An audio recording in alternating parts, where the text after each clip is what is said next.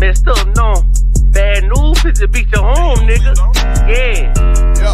Who gon' get on his ass real quick one time? 144, baby. Run that shit up, Trey. They said you get on, you gon' represent. I said of course.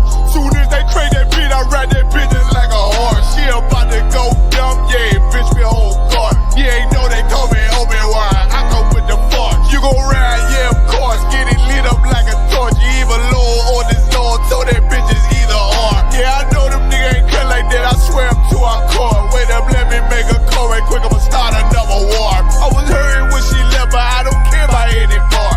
I need a Vaseline like my Nina Puffer bar. Took a Zoc, watch the dark. Matter of fact, like a dart. Any problem, let them come. We gon' snatch they soul like Shang Tsung. Put them out of service, keep them tools like Miss Hopper Free. Try to hold me, it's way too late. I'm headed straight to the safe. Throw that one up like a trophy. I'm that nigga, ain't no debate. Told them boys we taking over. Call them up like set the date. This shit a piece of cake. Yeah, my bitches came from Whole Foods. Told them put on that top 3. Then bring me my house shoes. Don't make excuses, make moves. These niggas ungrateful, gotta show them U.P.K rules. I make hits like I can't lose. They said you get on, you gon' represent. I said of course.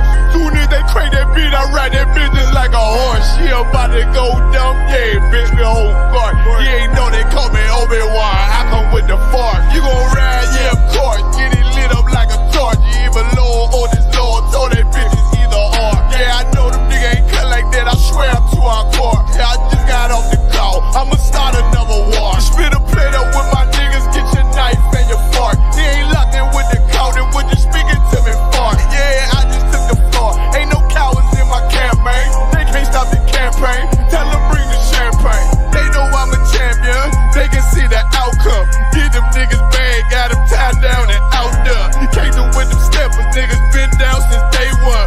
We run up the bands, bitch like Dylan. They say you get on, you gon' represent. I said of course. Soon as they crank that beat, I ride that bitch just like a horse. Yeah, about to go dumb, yeah, bitch we whole car. You ain't know they call me Obi-Wan. I come with the force. You gon' ride, yeah, of course. Get it lit up like a torch. You either low or this low, so that bitch is either or. I told you niggas, you ain't cut like that. I swear I'm to our car. And I just made the call. We gon' start another war. Yeah.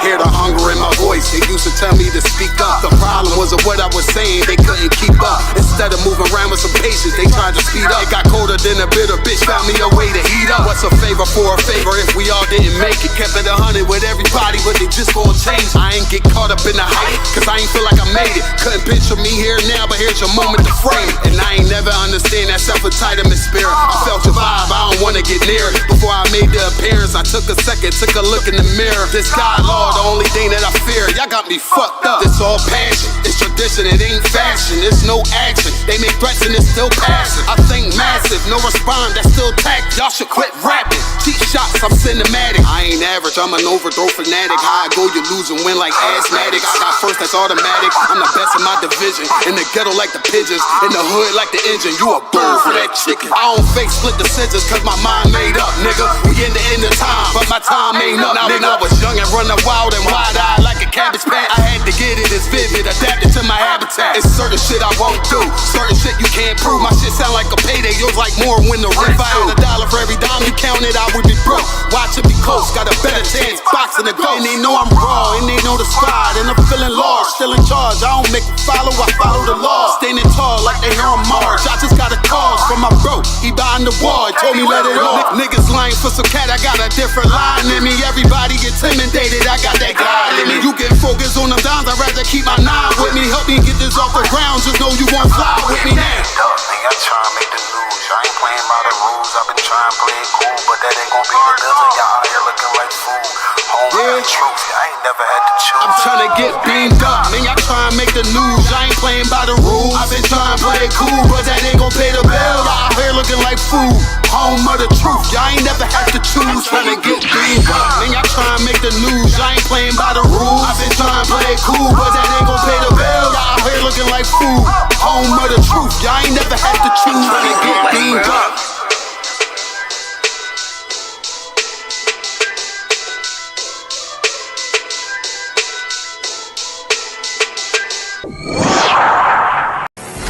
Yeah.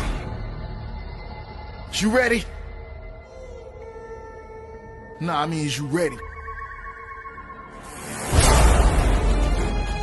Somebody ready for war? That Weezy. TITHES up.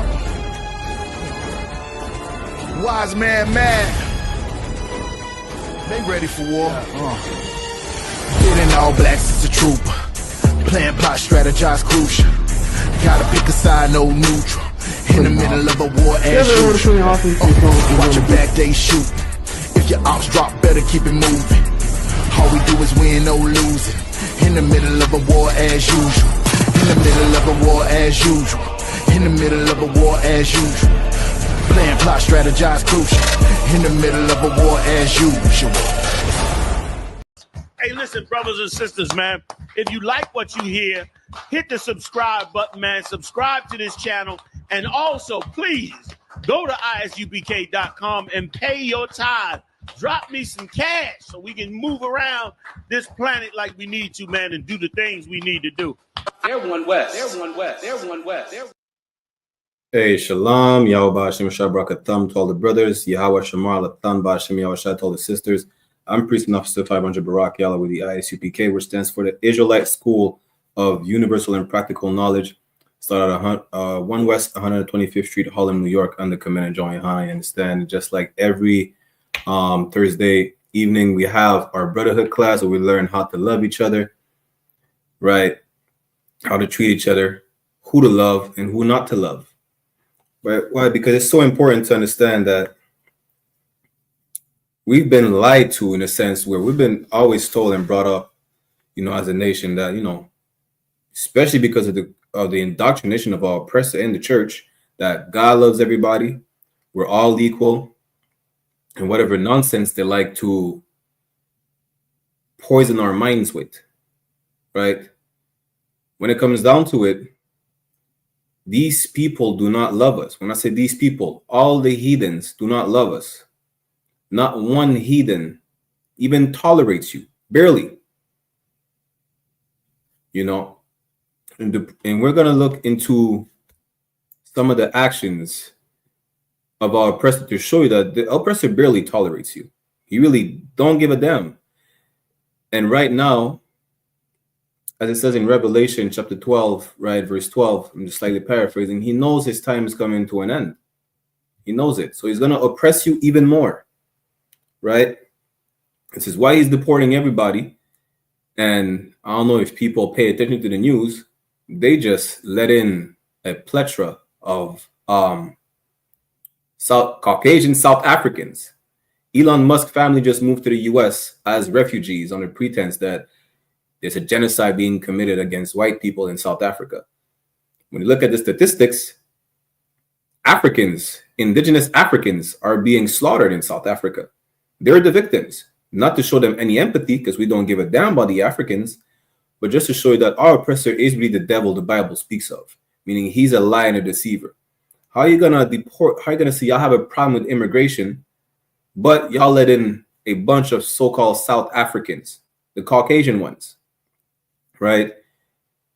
And you deport the Haitians, you deport the West Indians, you deport all of our Latino brothers and sisters under false pretenses. They're illegal immigrants. Y'all deporting U.S. citizens and y'all letting refugees from the bottom of the continent of the land of lies. How does that make sense? It really doesn't. The oppressor is just more than ever being, just blatantly racist. And he's letting us know. Donald Trump said it. Donald Trump, his whole campaign was based on racism. They elected Donald Trump because why? Our oppressor is tired of us. They're tired of Latinos. They're tired of, listen, if you're in Canada, especially when you witness what's going on with the so-called indigenous community, our Gadite brothers and sisters, they're damn near trying to, not damn near, they're trying to exterminate them. They don't want to give the land back. They're going to make sure that these people are exterminated, whether it's in Alberta, all the way to Vancouver, British Columbia, throughout the whole Canada. It don't matter. They're going to keep poisoning the waterways, right? They're going to make sure these people are exterminated. What they're trying to do is just get rid of you. And this is biblical because it's always been happening. The Egyptians did the exact same thing. After Joseph, when there was a new pharaoh in Egypt who did not know Joseph, he did not give a damn about the Israelites, what did they do? They feared our numbers. They feared us. As a matter of fact, let's bring that out real quick. Let's go to Exodus chapter 1 so you can understand. This is not new, right? The way our oppressor is treating us is the way every single nation has treated us. The Egyptians did the exact same thing. Let's go to Exodus chapter 1. Shalaki. Let's start at verse 7, yeah? I'm going to share my screen with live on I.S.U.P.K. Montreal, Toronto, I.S.U.P.K on YouTube and Facebook. Live on Bigo as well, on Barak, Yala, U.P.K. Let me share my screen. This is the book of Exodus, chapter 1, verse 7, right, for context. And it says, and the children of Israel were fruitful and increased abundantly and multiplied. That's after Joseph's death, right? We all moved to Egypt, most in Christ. During the famine, we didn't starve to death. We were in, what was it again? We were in the land of Goshen, right? Dwelling over there. And after a while, our forefathers, meaning the brothers who the 12 tribes were named after, so Simeon, Levi, right, and so on and so forth, Benjamin, they died off. I mean, you grow old and you die. But while during our stay in Egypt, we multiplied, as we always do. Listen, what's that comedian's name? The comedian from Louisiana, I think he passed away. He said, damn, Mexicans, they breed like rabbits. That's exactly what we did in Egypt. We multiplied and increased abundantly, right? Let's keep reading. And waxed exceeding mighty, and the land was filled with them. You could see Israelites everywhere in Egypt. Why? Because we keep multiplying. We're being fruitful. Verse 8, now there arose a new king over Egypt. There was a new ruler, a new pharaoh, right? Which knew not Joseph, because Joseph was on the good side of the previous pharaoh. He said, you know what? Yeah, your family could come over here, even though they were always, for lack of better words, at odds, right? You'll find out in Genesis when Joseph's family came, right, to seek help from the famine. Joseph had a banquet. His brothers didn't recognize him yet. He had a banquet. That's the first time he met his younger brother Benjamin, if I'm not mistaken, right? And during the banquet, the Egyptians that were under him were sitting at a table. He had his own table, and Benjamin and another brother, I want to say Reuben, were sitting at a different table than the Egyptians. Why? Because you're going to find out that we cannot even sit at the same table. It is forbidden for an Egyptian. It is an abomination for an Egyptian to sit at the same table as the Hebrews, to dwell amongst shepherds. Who were the shepherds? That was us. The heathens can never stand you. The only reason we were even allowed is because, Joseph saved Egypt from a famine. Right? That's it. Joseph became like a trusted man in the kingdom of Egypt. Thanks to the Most High, where we were able to dwell safely for a short amount of time, of course. So now there was a new pharaoh who did not give a damn about what Joseph did in the past. He like, who the hell is that nigga, right? Exodus chapter 1, verse 9. And he said unto his people, behold, the people of the children of Israel are more mightier than we. You know what this sounds like? This sounds like the same reason that goddamn devil in Buffalo scoped out a black neighborhood for what, about a month or two, and went to a black grocery store and shut up the place. In his manifesto, he mentioned the replacement theory, which is an idea, especially of Caucasians, right? That black people are going to replace them eventually. Because what? They don't breed fast enough. You know, we're taking over everything. So they're going to end up dying off and be replaced by us. Here's the problem, though. Well, it's not the problem is, as far as, how could I say it? When it comes to that, it's not too far-fetched because that's biblical. Your kingdom is coming to an end. Your rulership is coming to an end. And our rulership is the one that is coming after, right? That will be raised up after yours. But ours will never end. And that's biblical. That's prophecy. We're going to see that this is one of the reasons these heathens despise us. Right? But let's keep reading. Behold, the people of the children of Israel are more and mightier than we. We're going to look up the replacement theory in a second so you can understand. Exodus chapter 1 verse 10. Come on, let us deal wisely with them. You know what that is? That's their crafty counsel. They made up a scheme, right? They thought about it for a second. Like, you know what? Let's see how we're going to deal with them. Lest they multiply and it come to pass that when there falleth out any war, they join also unto our enemies. The Egyptians were scared. Like, if we have any beef, they're not going to side with us. They're going to side with our enemies. Them being greater, mightier than we, stronger than us, is going to be our downfall. We have to do something. That's what Pharaoh said. And fight against us and so get them up out of the land. Listen, we have to fix our Hebrew problem. We have to fix the Israelite problem. That's what Pharaoh said. Let's see how he did it. Verse 11. Therefore they did set over them tax masters to afflict them with their burdens. What is that tax master? That's the slave master. You understand? That's your supervisor today is your tax master. Salakia, tax master. Right? To afflict them with burdens, and they built for Pharaoh treasure cities, Pithom and Ramses. You understand that? That's when we can start right here. Matter of fact, let's read on down to verse 16. Right? Because you're gonna find out that not only did they enslave us, just like our oppressor today, who is our modern day Pharaoh, in modern day spiritual Egypt, right? They enslaved us and they're trying to kill us off.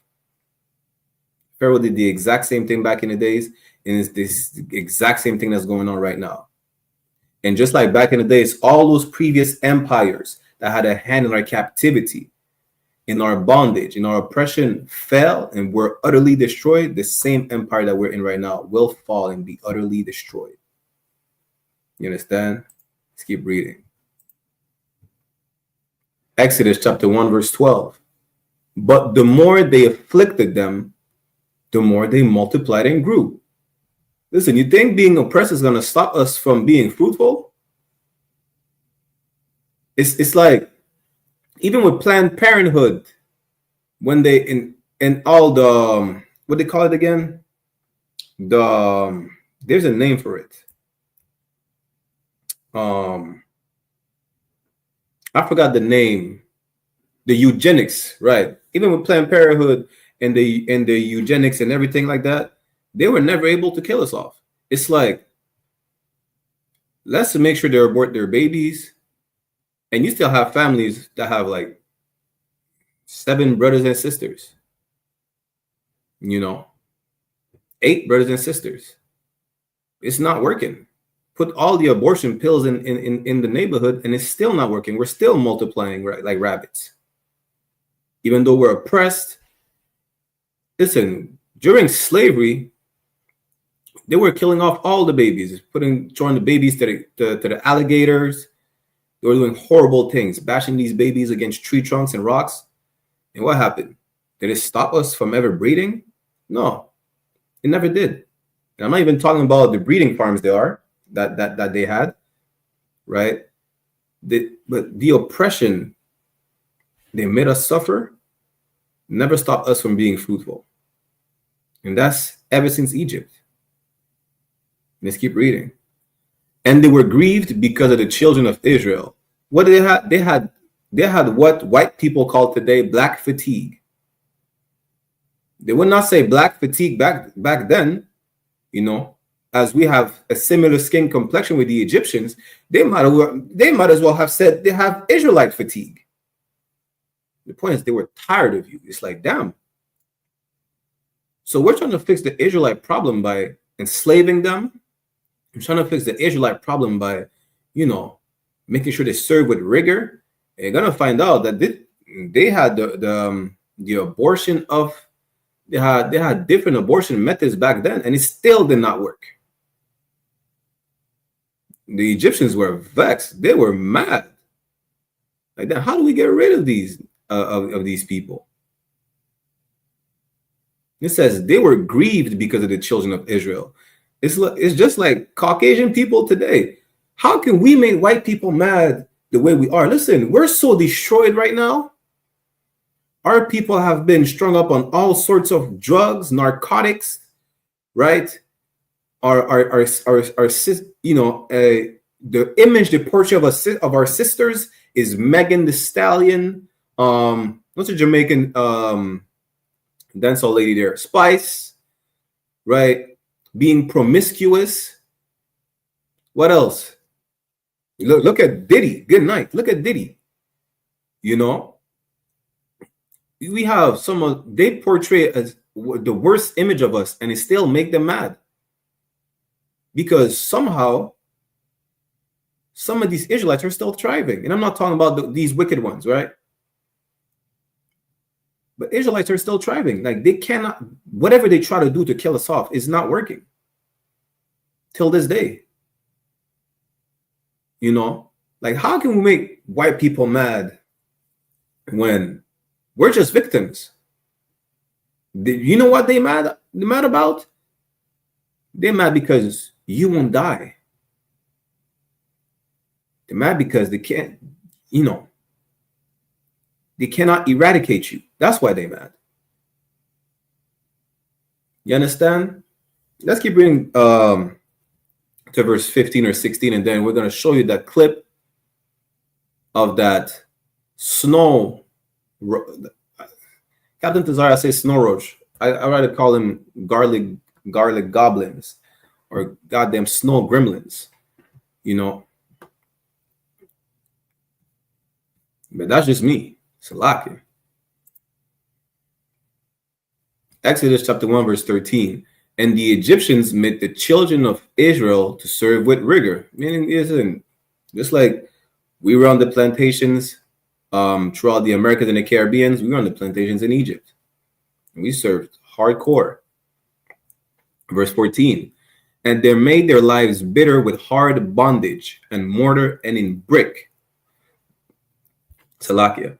And in all manner of service in the field. Yeah. The same way you were getting whipped in Egypt is the same way you were getting whipped in the plantations in America, in the plantations in the Caribbean. And mind you, a lot of the punishments that the oppressor used today, well, back in the days on us during the transatlantic slave trade, they didn't come up with all these, right? You know that. A lot of these, they're adopted from their ancestors, such as the Romans and the Greeks. Listen, the same thing was happening throughout our captivities. Whether it's getting your limbs chopped off because you ran away from the plantation, whether it's feeding your babies to gators. What, you don't think that we're feeding the babies to lions back then during the Roman and the Greek captivity we were in? It ain't no different. The same exact thing. They might have come up with worse punishments over time, but they already had a blueprint. You understand? All their service wherein they made them serve was with rigor. They did not have any compassion. They did not have any care. Young, old, it did not matter. There we go. Exodus chapter 1, verse 15. And the king of Egypt spake to the Hebrew midwives, of which the name of the one was Shipra, and the name of the other Pua. So he went to the midwives, the women who are responsible for delivering the babies, right? And let's see what he told them. Verse 16. And he said, when ye do the office, meaning that's their work, when you do the office of a midwife to the Hebrew women, and see them upon the stools, if it be a son, then ye shall kill him. Why? Because you are the seed of your father. Your lineage is within, for lack of better words, the gonads of your father. We carry the seed. We carry the lineage. If they kill off all the males, there wouldn't be any Hebrews no more. There wouldn't be any Israelites. But if it be a daughter, then she shall live. Not that people might say, you know what, your mom doesn't matter. She does, because you still can't sleep with a heathen. But the point is, all nations knew that you are of the seed of your father. This is how they try to exterminate us. They try to work us to death. It was not enough. You know, after that, seeing that we keep, multiplying exceedingly, we keep being fruitful despite the hard bondage that we're put under. We say, you know what, we found a solution. This is the old school Planned Parenthood. When the baby is born, if it's a boy, off with his head. It's Egypt. Throw him to the crocodiles. You understand? This is the same exact thing that our oppressor today has been doing to us since 1492. It ain't no different. It's like you built treasure cities for the oppressor. You built before treasure cities for Pharaoh. And if you look throughout the history of so-called transatlantic slave trade, they always had a fear, right? They always had a fear because we always outnumbered them. It was like what? Especially in the Caribbean, good night. In the Caribbean, it was like what? Eight slaves to one or two white men. They always had a fear. That's why they were so violent with us, because they had to make an example out of us to make sure that if I deal treacherously with one so bad in front of everybody in public, I instill fear in them that none of them would ever want to go through that same thing their brother or sister just went through right in front of their eyes, whether it's a man, whether it's a woman, or whether it's a child. You understand? That's always been it. The Egyptians did the same. They were fearful. So they're like, you know what? Let's enslave them. We're going to work them to death. Oh, it's not working. Well, you know what? We're going to abort their babies. And that's what they've been doing now. Like I said, let's go real quick before we pull up the clip to the definition of the replacement theory.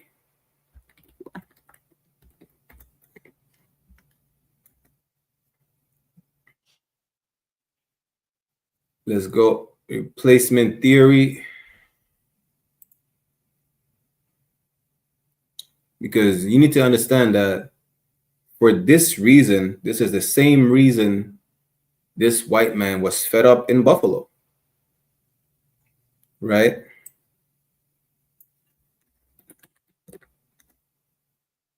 It's called the Great Replacement Theory. That's what it is. The Great Replacement Theory. Let me share my screen. This is a real thing. This is not made up. They're afraid to be replaced. And you're going to find out that that fear really, I mean, what do you call it? You want to call it fear, whatever you want to call it. There will be replaced in a sense where their kingdom is coming to an end. And our kingdom is next to come and will never fall. Right? So real quick, the Great Replacement Theory, also known as replacement theory or Great Replacement Theory, is a debunked white nationalist far-right conspiracy theory espoused by French author Renaud Camus. The original theory states that with the complicity or cooperation of replacist elites, the ethnic French and white European populations at large are being demographically and culturally replaced by non-white peoples, especially from Muslim majority countries, through mass migration, demographic growth, and a drop in the birth rate of white Europeans. You're going to learn that a lot of things that you're subjected under, they learned it from, for lack of better, we're going to say motherland, even though we know they're not the original Europeans, right? You understand? Donald Trump is the modern day Third Reich. He's damn near the Fourth Reich, Salakia. Since then, similar claims have been advanced in other national contexts, notably in the United States. Mainstream scholars have dismissed these claims of a conspiracy of replacist elites as rooted in a misunderstanding of demographic statistics and premised upon an unscientific racist worldview. Basically, for those who don't know, if you go to the UK, they complain that UK became a Muslim country. France is the exact same thing. This is who started the replacement theory or conspiracy theory, like they call it, is a French devil. But what is worse than having another set of heathen over you is having the Israelite that you had as slaves over you.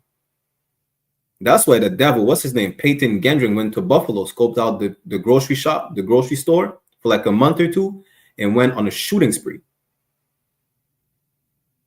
Because he knows. He may not know the Bible. He may not know it's biblical. He knows that the rulership of his nation is ending. It's falling apart. And there really is no making America great again.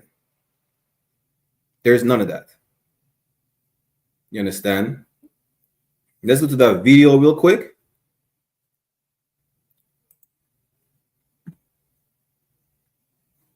Salakia.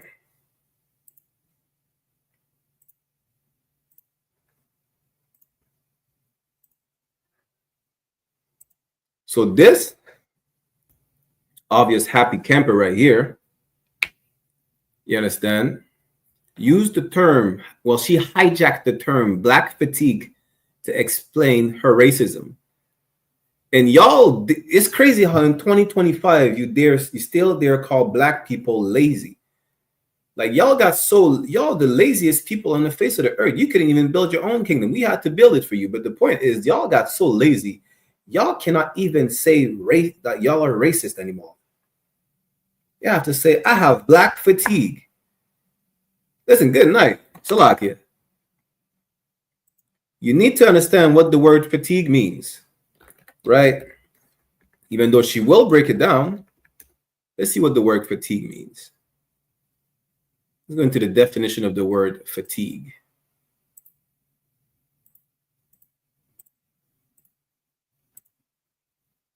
Fatigue, extreme tiredness resulting from mental or physical exertion or illness.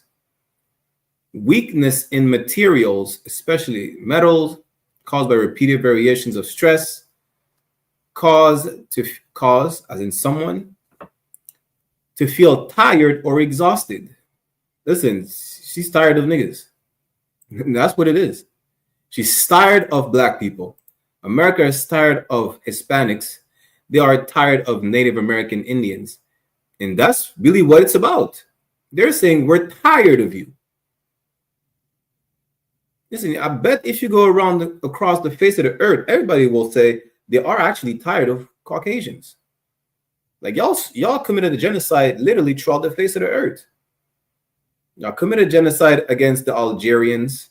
Y'all committed a genocide against, y'all doing it against the Palestinians today. Y'all did against the Japhites, the Aboriginals, right, of Papua New Guinea, of Australia. What do you mean? Y'all went to war with Vietnam. Y'all horribly lost, and then y'all poured napalm on the Vietnamese. Y'all were at war in a desert with barely any hiding spots, in a desert against people in sandals and white robes and turbans and AK-47 for 20 years on the pretense that they had weapons of mass destruction. If they did, why did they not use any? I'm pretty sure everybody's tired of Becky right here and her people. But let's see what she has to say about her black fatigue. Black fatigue is real. I think society as a whole is there. We are just so unbelievably fed up with the ghetto ratchet behavior. You know, so like, listen, she said they're fed up with the ghetto ratchet behavior. Good night. Imagine playing the victim so bad that you are tired of how a people that you taught to act like that act the way you taught them to. You understand?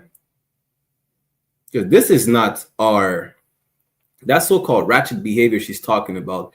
She still to have to define that and give an example, right? Because they removed the video from TikTok for obvious reasons. The point is, you know, even without the ratchet behavior, they were already tired of you. Listen, they were tired of you from the time that they bought you from the Africans and put you on the slave ships. They were tired of you from the time they brought you to what they call the New World, right? They were tired of you they were tired of you from the moment Christopher Columbus landed over here. He was already tired of the natives. He was tired of the natives. He was tired of his slaves. You know, they were just tired. And on that note, if you're so tired of us, why are you trying to be us? Why are you trying to talk like us? Are you trying to dress like us? Trying to come to our cookouts? Why are you stealing our brothers and sisters for your sexual deviant acts? If you're tired of us, tell Eminem to stop calling himself, what he call himself? The rap god or some stupid shit like that? Salakia. If you're tired of us, why are you still appropriating our culture? That's just the hypocrisy of these people, right? And talk about the behavior. Our behavior is learned from wanting or striving to be like these people right here. Where did our sisters learn about quote unquote sexual liberation? Which is just another term for, you know, being a free whore, right? Where do the sisters learn that behavior of sexual liberation? It's from wanting to be like these oppressors. And if we knew who we were, if we knew the true knowledge of this Bible, which is our historical record, we would know to never strive to be like these oppressors. As a matter of fact, let's bring that up real quick. Let's go to Proverbs chapter 3. Salakia. Go to Proverbs chapter 3, verse 31.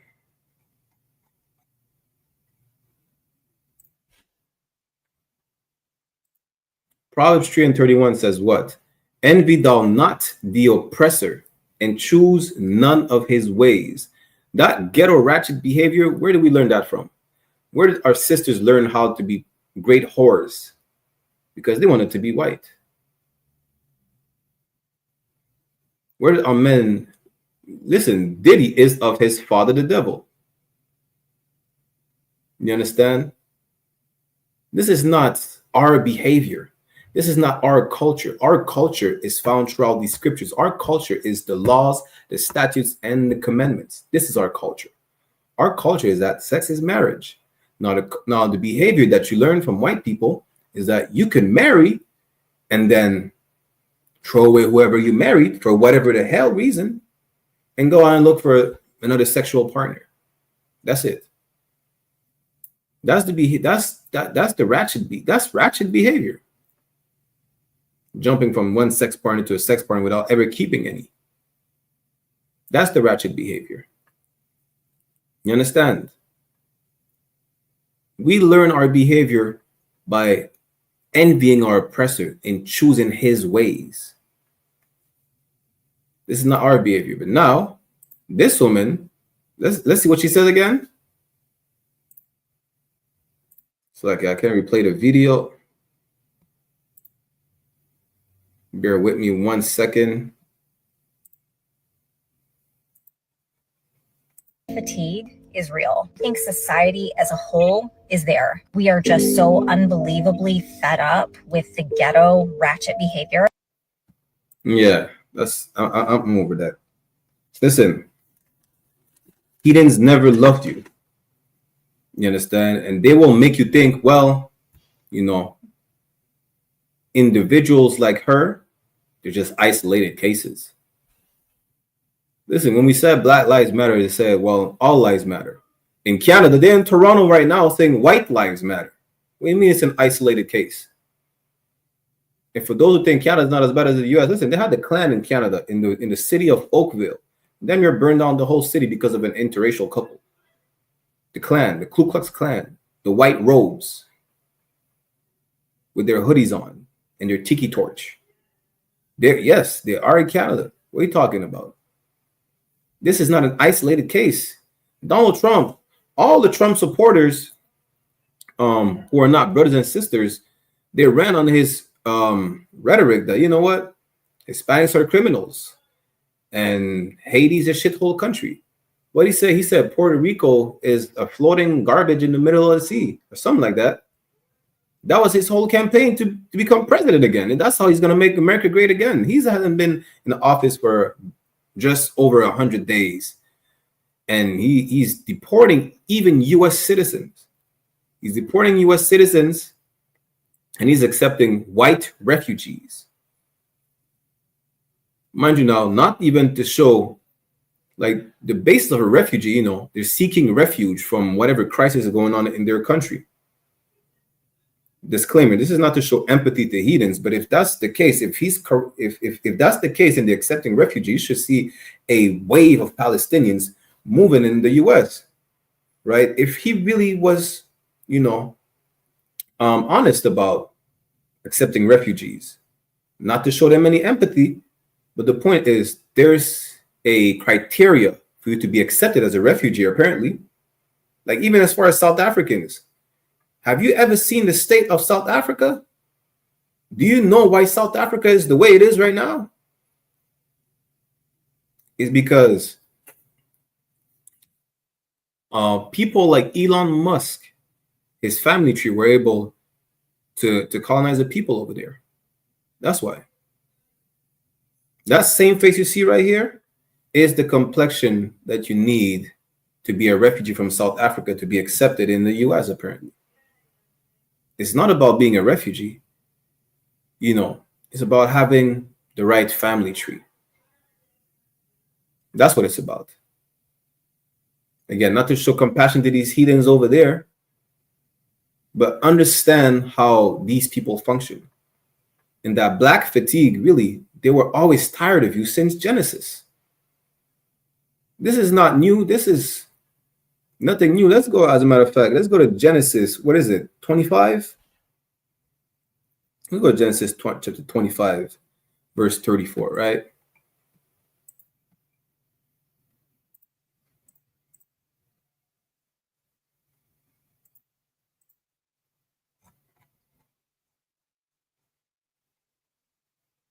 Genesis chapter 25.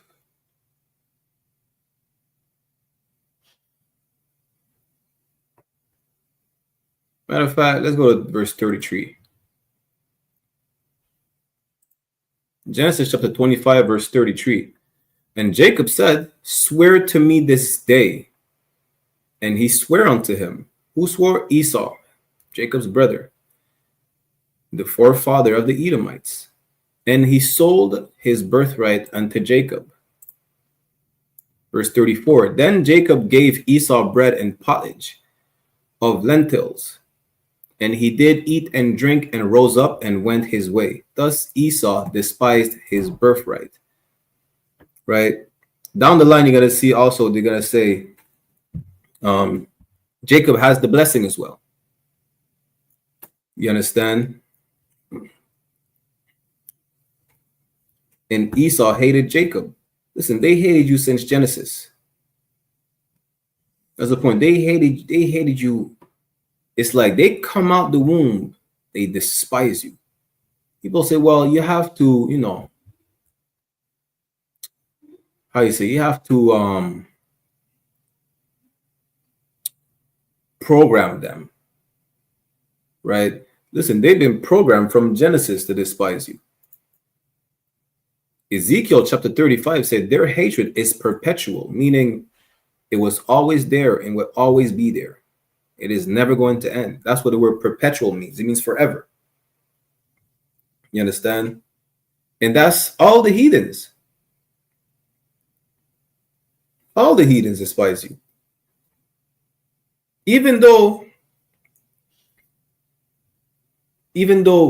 white people don't like other heathens, they don't like Arabs, they don't like East Indians, but they hate you the most. They rather have other heathens come in than you. You understand? Listen, again, according to statistics in Canada, the biggest illegal immigrant is East Indians, yet they're the biggest number of people being deported are Jamaicans. That should let you know right there. Like, out of all the people they dislike, they don't dislike you, they hate you. They had black fatigue since Genesis. You understand? This is nothing new. Just like we're in Egypt back in the days and they did the same thing, they enslaved us because they had Israelite fatigue. Today it's the same. You just call it black fatigue. They're tired of you. Listen, they're mad that you won't die off in the abortion clinics. It's like, damn, we set up so much abortion clinics. How are they still reproducing? They're mad because just like they implemented abortion clinics mainly targeting our people, they were I think the word is sterilizing. They were sterilizing Native American women without their consent, not even knowing they couldn't have babies anymore. They're mad because the Native Americans didn't die off. Listen, they went through what? Smallpox. They went through being slaughtered, you know, pushed back to reservations. The water is poisoned. They try to starve them off by killing all the buffaloes. They sterilize them, and you still have Native Americans running around. Oh, they mad. It's like, damn, they treat us like vermin. They literally treat us like vermin. You know? It's like, imagine you have an infestation, even though they're the vermin. That's the plot twist. They're the vermin, but they consider us the vermin, like we're roaches. And every time you think you got rid of the roaches, you see another one right there. See another one crawling out from under the stove, from whatever cabinet. And you see how frustrated you are because you thought you got rid of the roach problem. And they still managed to thrive. No matter the traps, the poisons, the bug sprays, you know, you try the natural products, you try the most chemical pesticide, and you still have roaches running around your house, and they thrive. That's how they view you. That's how they treat you as. Why? Because, listen, from being poisoned to being slaughtered to name it, from the crack epidemic, the war on drugs, we still thrive. They can't get rid of us. They try to get rid of all the so-called, they had a decree in El Salvador. That's why you don't see really black Salvadorians. There was a decree in Salvador where they moved all the so-called black people out of Salvador. They moved them to Honduras and Guatemala. You know, and guess what? They still thrive though. They commit still today a genocide on the so-called natives of Argentina, especially them. Nobody talks about that. Just like they don't talk about the natives up here. Same thing in Guyana. But guess what? They still thrive. And what did it say again? Was it in Exodus? They mad. In Exodus 1, I think is what 1 in verse 7. Let's go back to it. I think it's Exodus chapter 1.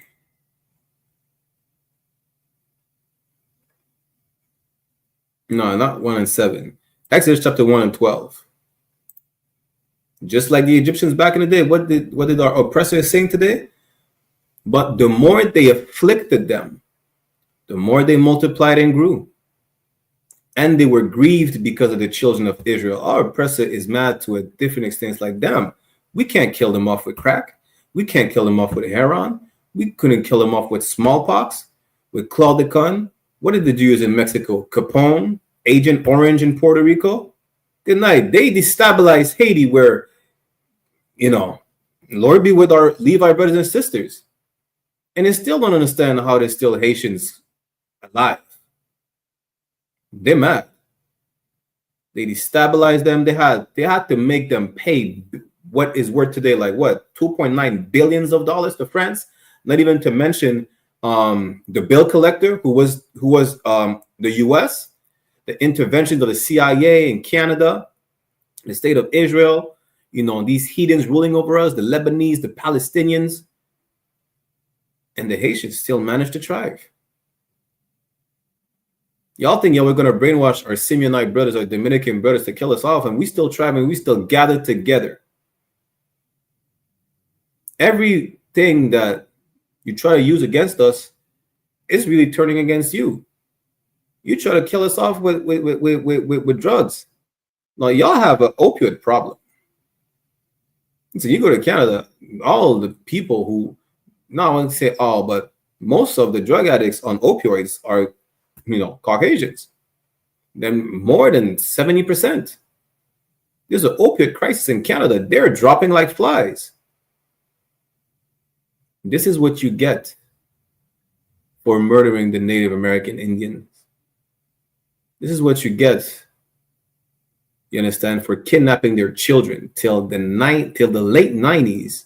The last residential school was open until what, 97 or 98? That's when the last residential school closed its doors officially. When did the Twin Tower falls again?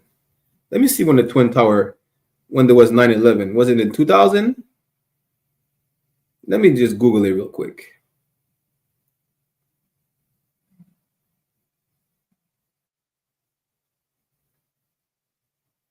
Was that the World Trade Center? Just to give you a perspective, yeah? Was September 11, 2001. So 2001, yeah? Last residential school closed in Canada was in 1997. Good night. You do the math. 4 years later, after the last residential school closed, there was the 9/11 incident. Imagine that.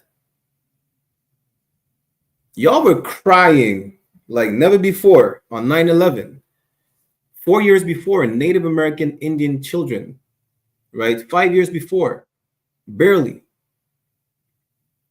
right, were being kidnapped and put in residential school and abused, damn near throughout their whole life. And it still have no justice been served to these children, to these victims. Today, you have children who could say, my mom was a victim of the residential schools.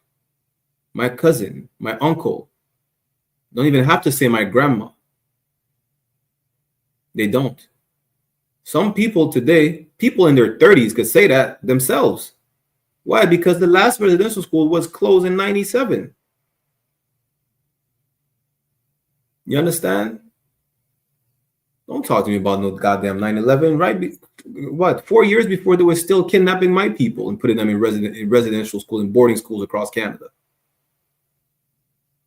And despite this horrible treatment, y'all are just tired of us breathing.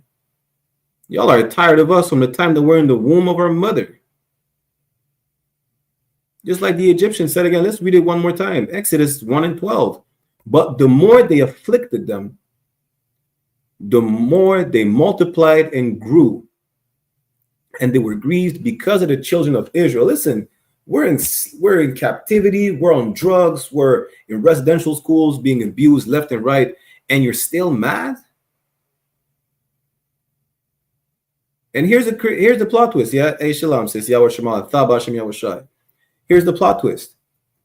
You get even more pissed off when we complain about being oppressed.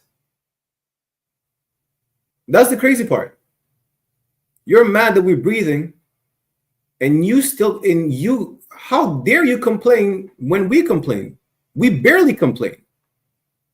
We just mention some facts. And then you get even more mad. You know why? Because you are the devil the Bible speaks of. You are horrible people who don't know what does it mean to have compassion for another people, especially not for a people that you slaughter. You understand? Y'all so mad. Listen, one of my camp speakings in Toronto, they were protesting for the whales. They were saying, free the whales. Let's not put whales in aquariums and yada, yada, yada.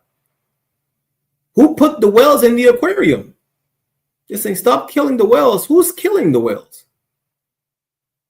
Now, why can I go on the other side of my city and see a shark in an aquarium? Why can I go and see a dolphin? How am I seeing penguins in Montreal? How am I seeing penguins? Because you're the goddamn devil the Bible speaks of. That's how. And you dare complain? It's damn near like saying, listen, black people have to stop dying. You're not saying let's stop killing black people, mind you now. It's like you saying the blacks have to stop dying. Let's work on a solution for the blacks to stop dying. Leave us alone. That's it. As a matter of fact, this is the solution. If you're so tired of black people, leave them alone. Stop putting drugs in their neighborhoods. Stop interfering in the message that they put out in their music. You know, stop teaching our sisters about sexual liberation or whatever nonsense there is. You're so tired of black and Hispanics and natives. Why don't you go back to the Caucasus Mountains? There's no black fatigue in the cave in your cave dwellings. You won't have black fatigue over there. There's nothing. It's a desolate land.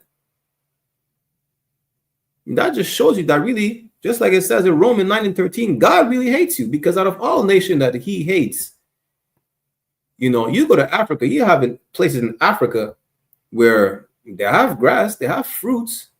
In Asia as well, the Arabs are able to dwell in the desert. You know, they found oases, make businesses. But your people were given a desolate land, a good night. And, you know, what it say? Your habitation is high in the cleft. You're supposed to live in a cave like an animal that's never supposed to see the light. That's what Caucasian mean, cave dweller. You're never supposed to see the light. Just to show you God really despises your guts to the point where he don't even want your people to see the light. Now y'all did. Y'all spread it like a goddamn virus across the face of the earth. You want to make us believe we're supposed to love you? The problem is, because we rejected the Most High, because we rejected our God, you know, we were your people, just like other nations, were able to enslave us, to strip us from our knowledge, at least the remaining people, right? Where we don't know who we are today and we cleave onto whatever lie you give us. You're African, or we are the world, we are the children, whatever nonsense. If we actually come back to these laws, statutes, and commandments, to this knowledge, to our historical record, we will know that we should not listen to whatever you say. Ain't no ending racism. Not by walking hand in hand with y'all, not by marrying y'all, not even by breathing the same air you breathe. You understand? We need to stay away from you. I seen a warrior earlier on the Bigo app. He said some idiot told him, what's wrong with white people? You know they're described as red in the Bible, right? What does red means? Red means stop. Red means stay away. You know, there are multiple telltale signs that we should stay away from y'all. First of all, y'all the red man. That should be a sign that, you know what, we should not come close to that. We should not come close to these people. We should not. For what? Now we mingle with them, and then what happens? They get tired of us when they appropriate our culture. What's that white boy name? What's this white boy name? He's MMA. Yeah, that's him.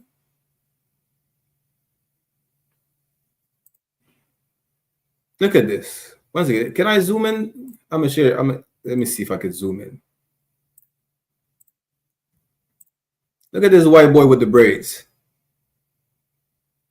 Look at this. Are you serious? What's the other white boy name? I think that's him. Look at this. Putting diamond in his teeth and wearing braids. Come on. And you want to talk about being tired of us? If you're tired of us, take the gold out your mouth, and rock your silky wet dog hair. How about that? You're tired of us. Why are you appropriating our culture? You have black fatigue. Why are you appropriating black culture? You're tired of Hispanics, but then you open all the Tex-Mex restaurants. You're tired of so-called Native American Indians. So why would you portray yourself as a Native American Indian? Why? Because you're the devil the Bible speaks of. That's why. You understand? Let's go to John. Is it John? No, it's not John. Let's see the spirit of white people. Salakia. That's not John. That's not even the New Testament. That's Genesis chapter 4. I want to say verse 12. Genesis 4 and 12. This is your spirit right here. Right? This is what you understand. You need to have. When John chapter 8 and 44 says, y'all were murderers since the beginning because y'all have the spirit of Cain. You understand? Y'all are vagabond. Y'all really have no land to call yourself your land. No land is your land. You understand? Genesis chapter 4 and 12 says what? When thou tillest the ground, it shall not henceforth yield unto thee her strength, a fugitive and a vagabond shall thou be in the earth. This is your people. Your people who complain about being tired of us, the people who really have no land, no culture, no nothing. Listen, y'all didn't even make up the language you want the Hispanic to speak. You want this. I can't even say that because y'all did not even make up those European languages. Didn't you know Europe used to be ruled by black people, by people of color? The Anglo-Saxons, the Franks. Damn, King Charlemagne was a black man. Shakespeare was a black man. Like all you do is whitewash everything. That's all you do. And unfortunately, our people believe in your lie because you're the people in power right now. But really, y'all have nothing. Y'all have the art of genocide. That's it. You have the art of genocide. Nothing more, nothing less. Besides that, y'all ain't got nothing. And the problem with our people is that right now we refuse to wake up. Is then you're like, we're in a sunken place, like the movie Get Out, when the old white devil takes on the teacup with a spoon. We're stuck in a sunken place. The people who've been removed from that sunken place, who woke up, are in the Israelite School of Universal and Practical Knowledge under Command and John YAHANNA.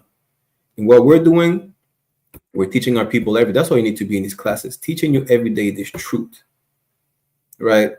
But here's the problem. A lot of y'all refuse to hear it. What does it say? Hosea chapter 4 and 6. Is it 4 and 6? Okay, Hosea chapter 4 verse 6, right? It says, my people are destroyed for lack of knowledge. We're still destroyed today because we don't even know this Bible pertains to us and us only. Right? Let's keep reading. Because thou has rejected the knowledge. A lot of us just really don't care. They don't want to hear it. They reject it. You know what they want to hear? They want to hear, well, let's love white people. God loves everybody.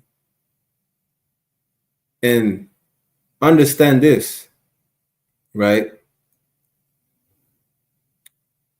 That's us not wanting to hear the truth, not wanting to wake up, is biblical as well. It's not just about rejecting the knowledge. See why you don't want to hear. You don't want to hear the bitter truth.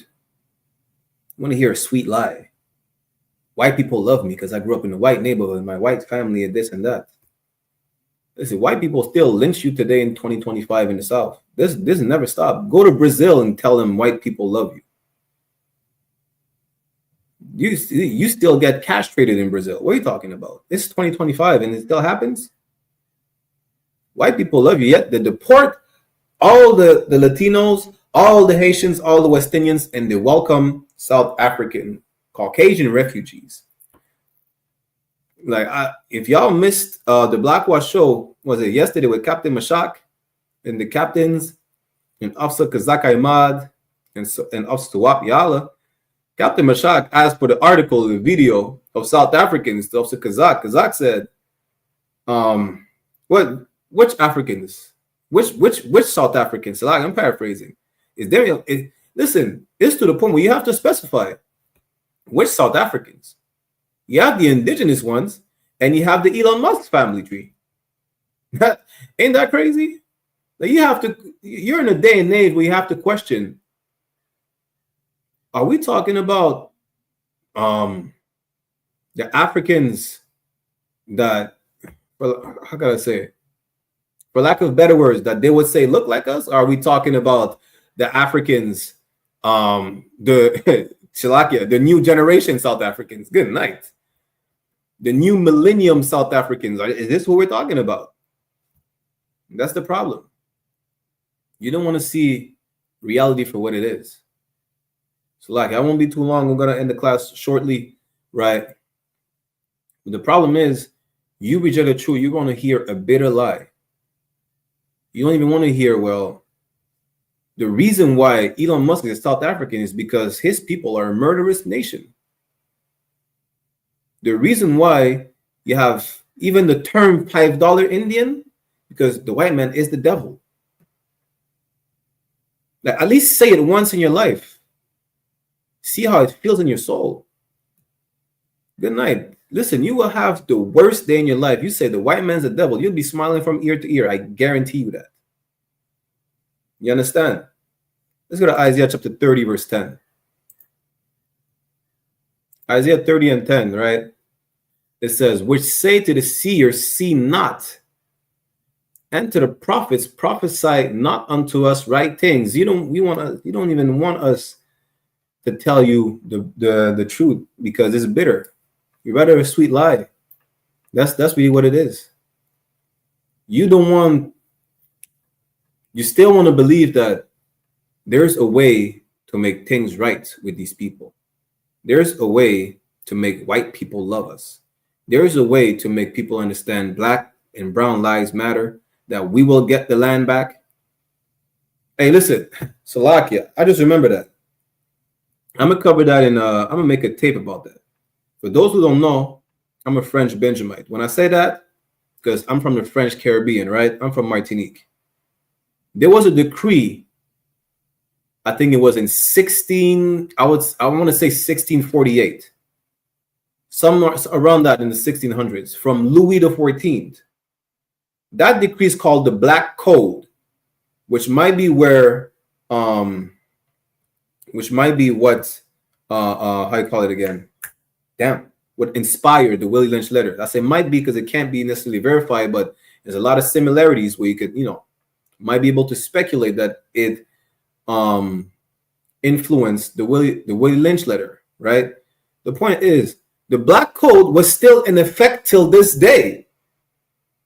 So don't be surprised if they never treated you like a human being if you're from the French colonies, because they never abolished the Black Code. They never did. They abolished the Black Code in May 2025. In May 2025, they got rid of the Black Code. Technically, legally, they could still treat it as property. There's always a loophole in how white people treat you. And that you don't want to hear. You don't want to hear that you're still not considered a human. You don't want to hear that you had no rights. You understand? Mr. Rock said, what is the Black Code? The Black Code is a decree from King Louis XIV on how the masters should treat their slaves in the French colonies. Right? That's what you don't understand. The Black Code technically was still in effect until May 2025. And y'all thought, what? Well, we're free. Slavery has been abolished. Now you have to prove yourself to your oppressor. You understand? How do you have to prove yourself to your oppressor that you're eligible to be part of society and be treated on the same level as him? Isn't that crazy? Isn't that insane? Matter of fact, that's then your sign of mental illness, which we're going to see just now. Salaki, let me finish this precept, right? Prophesy not unto us right things. You don't want to hear the truth. You don't want to hear that really you're special. You're not supposed to lower your standards to these people, which you are doing. That's why in the condition that you're in today. And you think in your mind, these people will let you rise up to their level. But you see that as they won't let us rise up to their level. It's not about that, but they don't want to lower themselves to the level they put you in. And why make you rise up for anything? Why do anything for your benefit? You being oppressed works for them.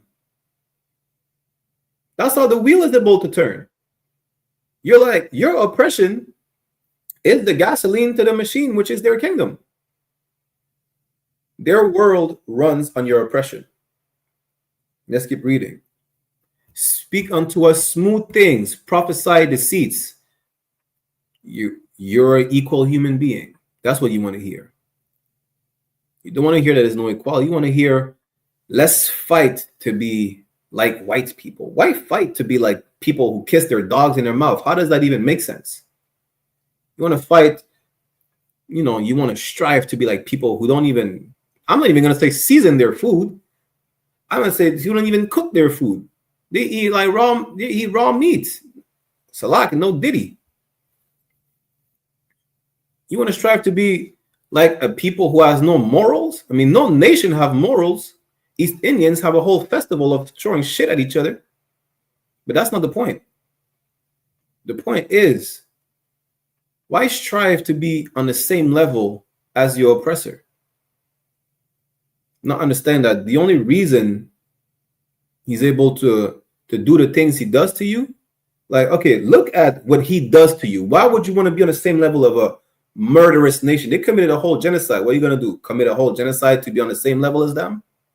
Pillage, rob, murder, and sexually assault men, women, and children just so you could be just like them? Because that's exactly how they got in their position of power. Besides the fact that we sin from the Lord. You understand? You must really be sick in the head. Let's go to Isaiah chapter 1. Right, let's get these last few precepts and then we're going to end the class. Isaiah chapter 1, let's start at verse let's start at verse 3. Mr. Rock said, look at what Belgium did in the Congo. Not to sympathize with these Africans, because the Africans are guilty as well. But yeah, because people always want to talk about, Hitler and the Holocaust, right? But look at what all these people did around the globe. And this is who you strive to be like? That's all they're good at, by the way. Just committing genocide. And the only reason they were able to do that to us is because we disobeyed the Lord. That's it. Isaiah chapter 1 verse 3. The ox knoweth his owner, and the ass his master's crib. The ox is not the smartest animal. Neither is the ass, which is a donkey. They're not the smartest animals. But they know their owner. The donkey knows, his master's crib. He knows where he has to go lay his head. They're not as smart as animals, though, but at least they know that. But Israel does not know. My people does not consider. We don't know. We don't know where the lost 12 tribes of Israel. We are not lost anymore, right? We don't know who we are. We have no knowledge of self. If we did, we would have known that we should have never trusted our enemies. Any of these nations. We would have known that the white man is the devil. That's what Christ called the Romans. You understand? Good night. Isaiah chapter 14 tells you that Lucifer is the white man. We're not going to get into this breakdown for lack of time today. Salakia. Right? But we do not know that the God of the Bible is our God. And he said what? He said in Joel, right? That he's the God of Israel and none else. And we still decide to listen to white people saying, well, God loves everybody. He's the God of all the earth. He's the God of, all the nations, because we all bleed red. That's not what the Bible says. Let's keep reading. Isaiah chapter 1 verse 4. A sinful nation, a people laden with iniquity. You understand? That's talking about us. It's talking about the nation of Israel. You're going to see that the reason why we're in the condition that we're in today, we're damn near sick in the head. Literally, we're a prey who decides to just live right next to its predator, joined hand in hand with its predator. You're going to see why. A seed of evildoers, children that are corrupters.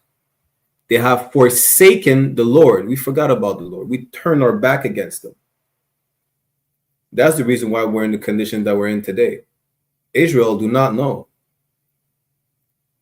We are destroyed for lack of knowledge. You don't know. You don't know that the people of the book is talking about you, so-called Negroes, Latinos, and Native Americans who were descendant of the slaves in the Americas and the Caribbeans, right, on their father's side. You don't know that. You don't know that this book is talking about you. This is your record from Genesis 1:1 to Revelation. You understand? They have provoked the Holy One of Israel unto anger. Who's the Holy One? The Most High say, be holy unto me, like I am holy unto you. So like, I'm just paraphrasing, right? Why? Because he's not the God of everybody. He's the Holy One of Israel, not the Holy One of the planet Earth. He's set apart from everybody. You understand? They are gone away backward. Isaiah chapter 1 verse 5. Why should ye be stricken anymore? Salakia. Why should ye be stricken anymore? Ye revolt more and more. Listen. So like 1 second, let me just post the sign out links. So make sure you click the sign in and sign out links to these classes if you want to be part of the school, right? On the YouTube or Facebook chat, wherever you're watching the class from. Where was I? Salakia. The whole head is sick and the whole heart faint. When it's talking about your heart, it's talking about your mind, your spirit. You understand? The whole head is sick. Listen, there's a disease, right? It's like a virus. As a matter of fact, cats, there's a parasite that cats pass on to mice, where mice stop fearing cats. You understand? To the point where they will go right next to the predator, not knowing that that cat is going to take their life.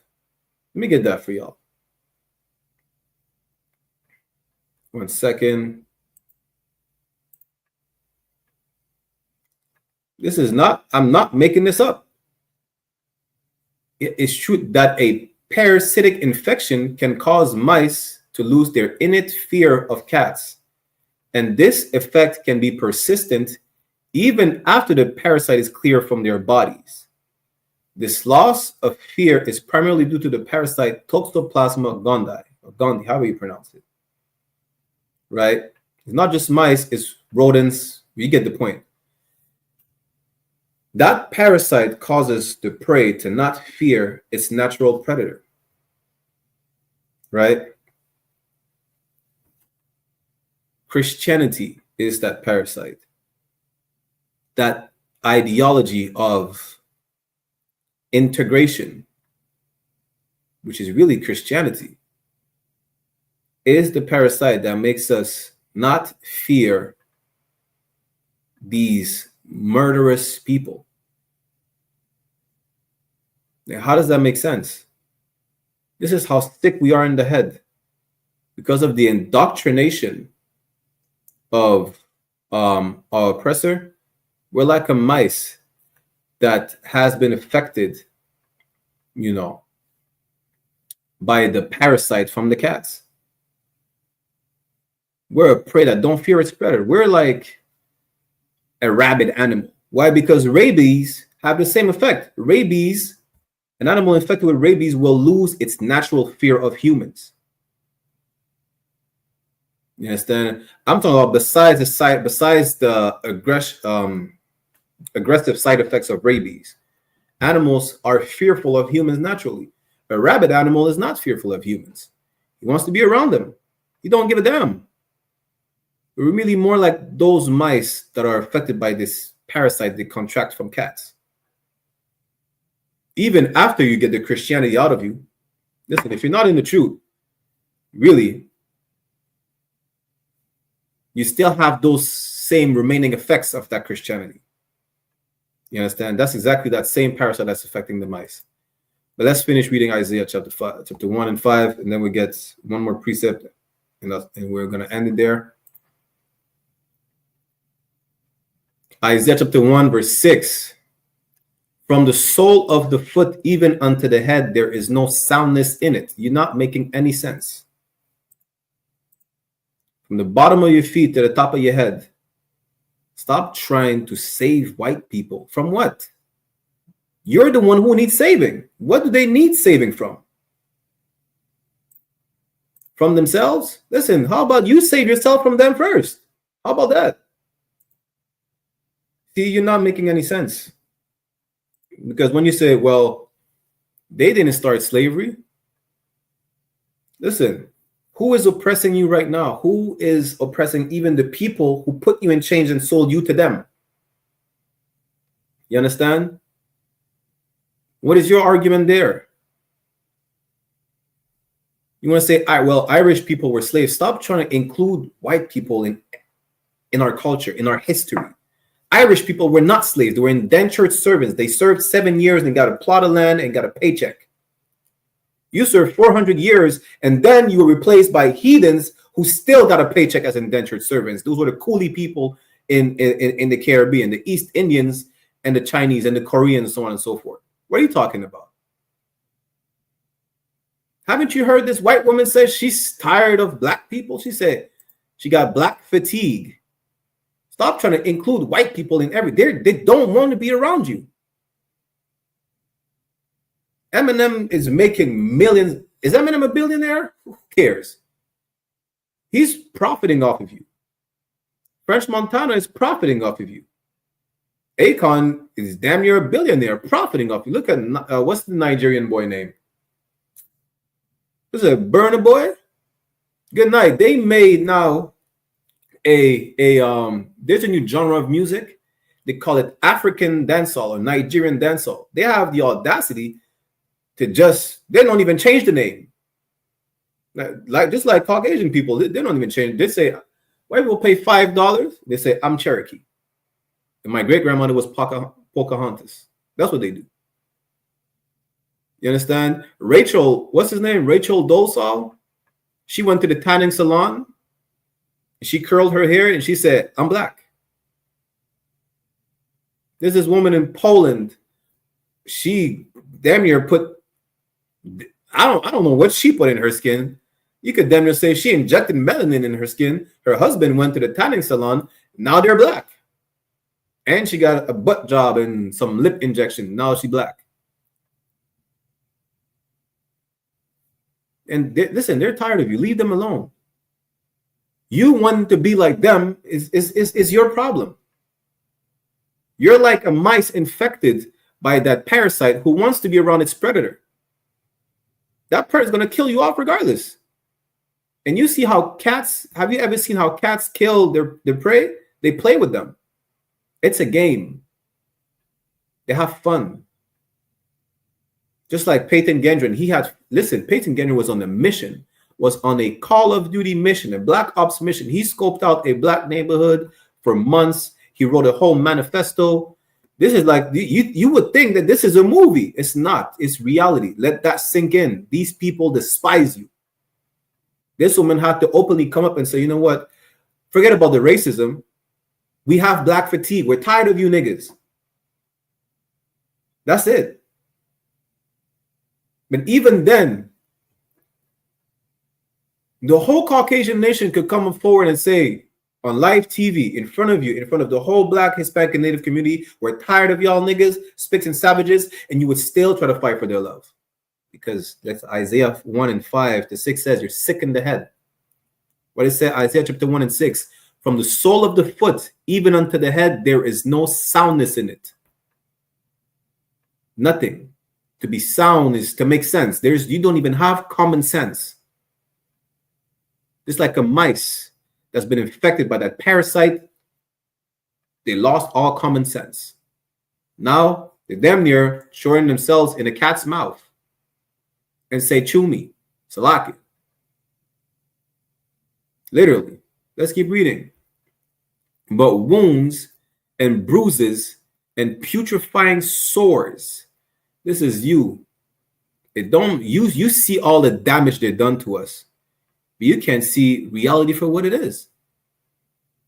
They want to claim, oh, black people sell drugs. Yeah, who put the drugs in the black neighborhoods? Yeah, but we kill each other. Yeah, but with whose guns? Yeah, but the Bible's a white man's book. Listen, that gun where'd you get the gun from? From the white man, no? You're not rejecting the guns. You're not rejecting all the drugs that you get from the white man. But that one thing that doesn't come from the white man, you want to give him credit for. Listen, that's what white people are tired of you. Stop saying it's the white man's book. This is why she had black fatigue. She got black fatigue because you keep saying it's a white man's book when it's not. If you're able to read the book, you'll find out that it's not a white man's book. They'll stop being tired of you. Yeah, let's get this. Let's finish this and go to the last precept. They have not been closed. It's talking about the wounds, bruises, putrefying sores. You understand? We carry generational trauma. They made, listen, John Muhammad broke it down, but even science says it itself. It's in our DNA. It's in our DNA. Trauma for 400 years of trauma is being carried. Listen, I just told y'all today, you know, this month they just abolished the Black Code in France. Finally, you know, after over 400 goddamn years. Good night. Martinique and Guadeloupe have the highest rate of prostate cancer in the world. The pesticide that they put in the ground, you know, might still be there for the next 200 years. And you think, you know what? It's over with. It's all in the past. If it's all in the past, you know, why do we still have the highest rate of prostate cancer in the world? Why do we have a higher rate of abortions in Guadeloupe than in mainland France? Isn't France bigger than Guadeloupe? Aren't there a million of people over there? There's not even 500,000 people in Guadeloupe. And we still have more abortions in Guadeloupe than in France. How does that make sense? Let's keep reading. Neither bound up, neither mollified with ointment. Let's go to Wisdom of Solomon, chapter 16, verse 12. This is how you fix your problems. You understand? This is how you mortify those wounds. This is how you mortify these wounds and bruises and putrefying sores. Wisdom of Solomon, chapter 16, verse 12. For it was neither herb nor mollifying plaster that restored them to health. Listen, you're gonna medicate yourself with all the weed smoke and share joints with white people and 420 talking about sing Bob Marley, One Love, and you go to Jamaica and say, what is it in Jamaica again? Jamaica has one of the most Christian motto. It says, damn, what is it again, Jamaica? Good night. They say, out of many, one people. What kind of Christian thing is that? Out of many, one people? Listen, out of many tribes, one people. Those 12 tribes, the Israelites, yeah. Out of many, one people. Why? Because we all bleed red. Tell that to the cat. He bleeds red too. Tell that to the dog. The dog bleeds red too. I'm not a goddamn dog. You understand? For it was neither herb nor mollifying plaster that restored them to health, but thy word, O Lord, which healeth all things. The word of the Lord, these commandments, this historical records, you understand? The Bible will heal you, will cure you from your insanity, will fix every single issues you have from issues with your family members, issues with your husband, with your spouse, your children. It will fix gang wars. It will fix the issues between Haitians and Dominicans. Imagine they knew they're actually brothers. One is Levi, one is Simeon. They would stop killing each other. If we knew the white man's the devil the Bible speaks of, we wouldn't stop listening to his lies. You understand? The word of the Lord healeth all things. That's why you need to come to these classes. These classes is damn near like a rehab facility when you come to the school. Not because you have necessarily a drug problem, really, which you might do because Christianity is a hell of a drug. And with that, I'm going to end the class right here. You understand? Got a security announcements. I'm Priest and Officer 500 Barack Yalla with the I.S.U.P.K, which stands for the Israelite School and Universal Practical Knowledge. So out of 1 West 125th Street, Harlem, New York, under Commander John YAHANNA. Right? Make sure you pay your tithes. You understand? And watch these classes. Like, share, subscribe everywhere. Even if you're already in the school, keep coming to these classes. Like, support the class, support the nation. Share everywhere because someone might stumble on these classes and, you know, learn the truth and be healed from that mental sickness. With that said, let's end the class right here. I'm getting security announcements to work for everybody who tuned in.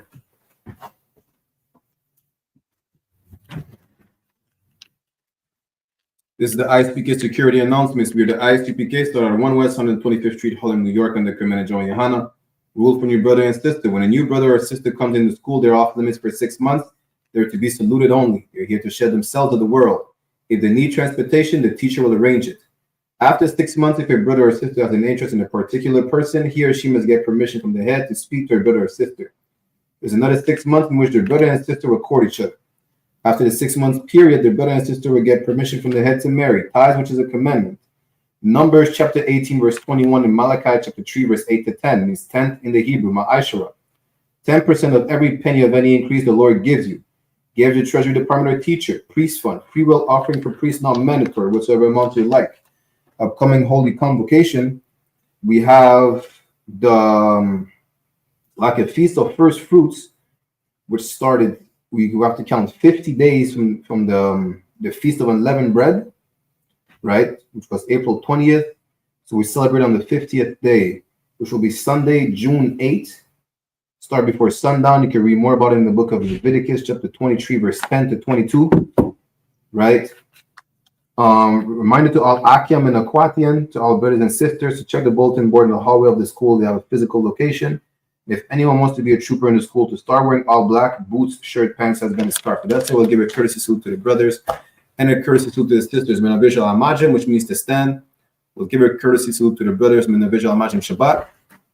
Imajim, Barak. Yahweh Bahashem Yahweh Shai Brakatam, mean Yahweh in the name of Yahweh Shai bless y'all. Yajamata, which means hands down. Sar, which means to turn and face the sisters, will give them a courtesy salute as well. Menavijal Amajim Shabbat. Majim, Barak, Yahweh Shemar Lathan Bahashem Yahweh Shai, mean Yahweh watch over y'all in the name of Yahweh Shai. Yajamata, class dismissed. Y'all get ready for the general scripture breakdown, which will be in the next 15 to 20 minutes. Tune into One West online classes. Right, we'll be back with the history classes. Definitely this Sunday we have a lot of history to cover throughout the nation. Who is the devil? Who is our oppressor? Who had us in captivity? You understand? But that's Israel. Shalom. Check me out, dog. Roll the window up, man.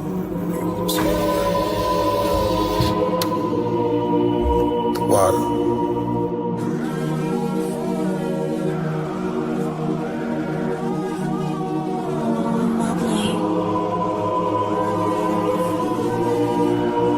Brother, the son of a king. I don't Balenciaga. I might just wear Kyla. I might just wear the Pradas. But I'm thinking long term, so I might say the dollars. We ain't no better. I'm just being honest. I should've went to college, but I was thinking violence. This a one West world. We the fucking livest. Break it down, we break ground. We don't break no damn promise. Let's get active, dog. Don't tell me how you feel about it. These cats saying too much. They ain't learn enough. You maxed out the first quarter, I'm still warming up. These niggas tossing up a brick, they can't score with us. Who gon' come against us? On the Lord with us. Them niggas riding for you, I hope they ride till they crash. Put my name in your mouth, I put my belt to your ass. I ain't running no race, I just hope that I last. All them niggas you look up to, I consider them trash. Only time you seen a leader was in Wayne hand. Niggas that dap you, then pop you with the same hand. I'm a main player, I stick to the game plan. He don't really fuck with you, that's your main man. We them niggas came through and made your city hot. Yup, said he in the field, but he really not. And I ain't casting no stone, I just let him rock. And that's the kind of story they gon' read about. But if it's war, it ain't no tapping out. Grip still heat, spit like a dragon mouth.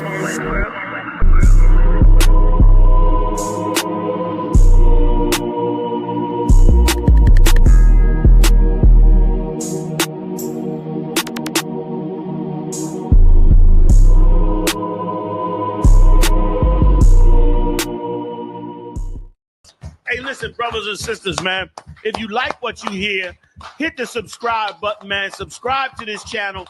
And also, please go to isupk.com and pay your tithe. Drop me some cash so we can move around this planet like we need to, man, and do the things we need to do.